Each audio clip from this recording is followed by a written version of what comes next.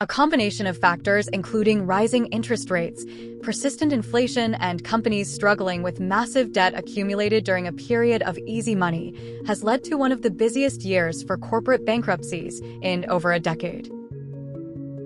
Bed Bath & Beyond filed this year, Party City filed, Vice Media, Instant Pot, and Pyrex. The list really goes on. These are just a few of the hundreds of companies that declared bankruptcy this year. 2023 ended up being worst year with over 70% jump in bankruptcies. Only 2020 saw more, with 639 corporate bankruptcies. Many small businesses came out of the pandemic with heavy debt. With the added pressures of high inflation and higher borrowing costs, some are struggling to stay afloat.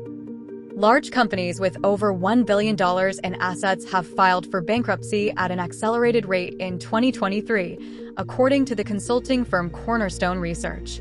There were 16 bankruptcies involving billion-dollar companies, including major firms like SVB Financial seeking bankruptcy protection this year. Does any of this come as a surprise? Not really.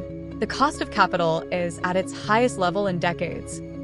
Since early last year, we have raised our policy rate by 5 percentage points. American businesses are just beginning to feel the impact of a prime interest rate that was 3.25% only 18 months ago and has now risen to 8.5%. This rapid and unprecedented increase has made debt maintenance and access significantly more challenging.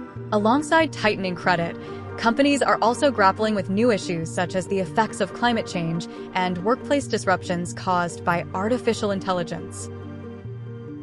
For many companies like Party City, WeWork, and many more, the bankruptcies were under Chapter 11, a type of court proceeding focused on restructuring a firm rather than shutting it down completely. Chapter 11 allows a company some time to regroup and address its issues. Essentially, it's a way to hit the pause button and attempt to reduce expenses enough to remain viable.